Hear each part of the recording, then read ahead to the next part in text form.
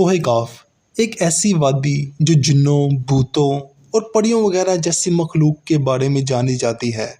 ایک ایسا پہاڑ جہاں پر ہر وقت اندھیرا رہتا ہے، چاند سورج کی روشنی وہاں پر نہیں پہنچ پاتی اور وہاں آج تک کوئی شخص نہیں پہنچ سکا۔ کیا یہ وادی جنوں، پریوں وغیرہ کا دیس ہے یا کسی اور دنیا میں جانے کا کوئی رستہ؟ کوہ کاف کا نام سنتے ہی بہت سی عربی کہانیاں ذہن میں آ جاتی ہیں۔ ایسی کہانیاں جو بادشاہوں کے حسین شہزادیوں سے شروع ہو کر جنوں اور پریوں سے جڑی ہوئی ہوتی ہیں، یعنی کہ فلاں ملک کے طاقتور بادشاہ کی حسین اور نرم نازک بیٹی کو فلاں جن نے اغوا کر لیا اور کوہ کاف کے کسی محل میں قید کر دیا۔ اس قسم کی کہانیاں ہندوستان، ایران اور عرب علاقوں کی افسانوی اور ادبی کتابوں میں بہت اہمیت رکھتی ہیں۔ کوہ کاف مشرقی وسط اور عربوں کے مشہور افسانوں میں ایک افسانوی پہاڑی سلسلے کا نام ہے۔ اسلامی روایتوں میں کوہ کاف کو جنوں کا وطن کہا گیا، جسے اللہ تعالیٰ نے چمکتے زمرد سے پیدا کیا، اور کوہ کاف دراصل طویل پہاڑی سلسلہ ہے جسے دور دراز مقام کہا جاتا ہے۔ کوہ کاف سبز زمرد پر مشتمل ہے، جس کے عکس نے آسمان کو سبز رنگ عطا کیا ہے۔ اسے جنوں کا شہر بھی کہا جاتا ہے۔ یہاں زمانہ قدیم میں جنوں کی نسلوں نے حکومت قائم کی۔ عربی کتابوں کے مطابق کوہ کاف پہاڑی سلسلوں میں سب سے اونچا پہاڑ مانا جاتا ہے، جو اللہ کی طرف سے زمین کو سہارا دینے کے لیے بنایا گیا تھا۔ اس طرح کوہ کاف تمام پہاڑی سلسلوں کا مرکز بن گیا۔ زکریا القازوانی نے 13ویں صدی میں عجائب المخلوقات میں یہ نظریہ پیش کیا کہ آسمان کو خدا نے تھام رکھا ہے تاکہ کہیں وہ زمین پر نہ گر پڑے۔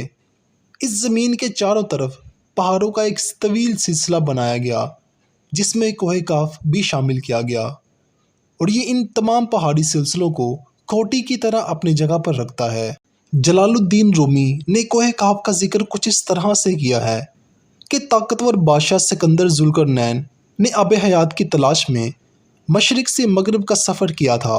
اس سفر کے دوران آپ کو کوہ کاف تک جا پہنچے۔ وہاں پر انہوں نے دیکھا کہ حضرت اسرافیل علیہ السلام قیامت کے روز سور پھونکنے کا انتظار وہاں پر کر رہے تھے۔ حضرت ابن عباس فرماتے ہیں کہ حضور اکرم صلی اللہ علیہ وآلہ وسلم ہمارے پاس تشریف لائے جبکہ ہم مسجد نبوی میں حلقہ بنا کر بیٹھے ہوئے تھے۔ آپ نے پوچھا کیا کر رہے ہو؟ ہم نے عرض کیا کہ ہم سورج کے متعلق غور و فکر کر رہے ہیں کہ وہ کیسے طلوع ہوتا ہے اور کس طرح وہ غروب ہوتا ہے۔ تو آپ نے فرمایا کہ اچھا کیا، مخلوق میں فکر کرو، خالق میں فکر نہ کرو۔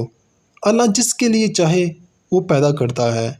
تم اس سے تعجب کرو گے کہ کوہ کاف سے آگے 7 سمندر ہیں۔ ہر سمندر 500 سال سفر کے برابر طویل ہے، اور اس کے آگے 7 زمینیں بھی ہیں۔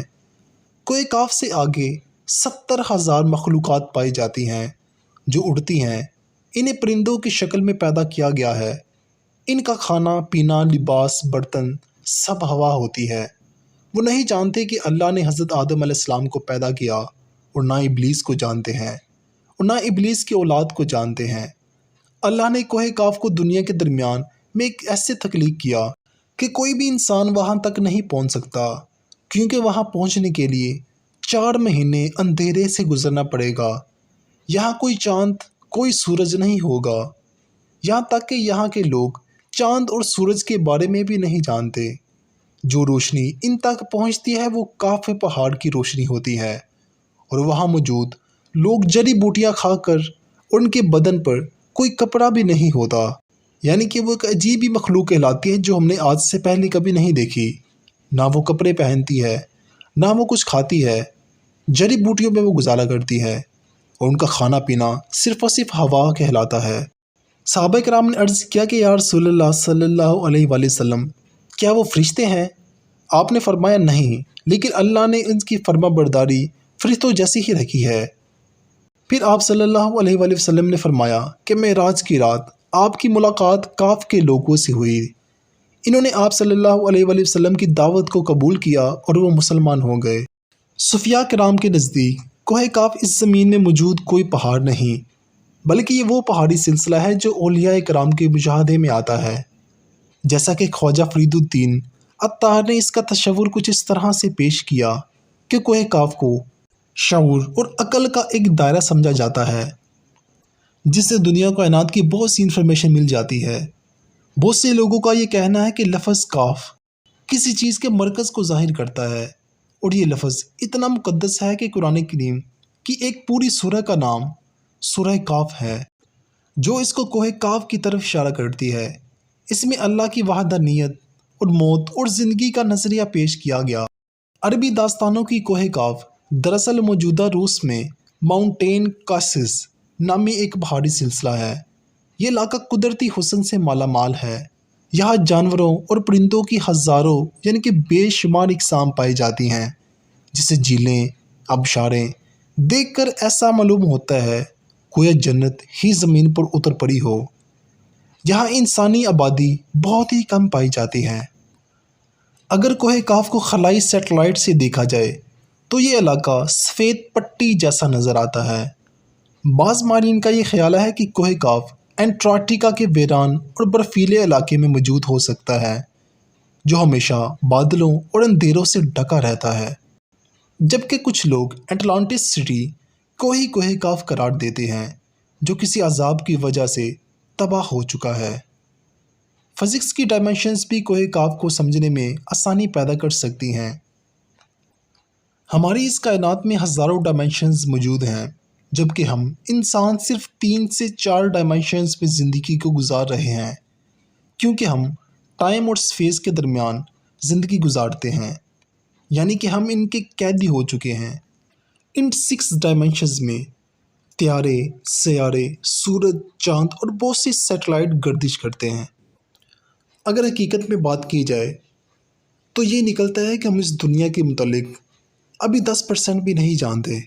اس دنیا میں کیا کچھ موجود ہو سکتا ہے، کیسی کیسی مخلوقات یہاں پر پائی جا سکتی ہیں، اور کوہ کاف آخر کہاں پر ہے، اس کے آگے 7 زمین اور 7 آسمان کیسے پائے جاتے ہیں، کیا واقعی یہ جنوں کا گھر ہے؟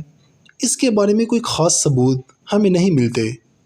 ہاں، کچھ تھیریز اس کی طرف اشارہ کرتی ہیں کہ یہ اٹلانٹس سٹی ہو سکتی ہے، جو کہ زمین میں دفن ہو گئی تھی۔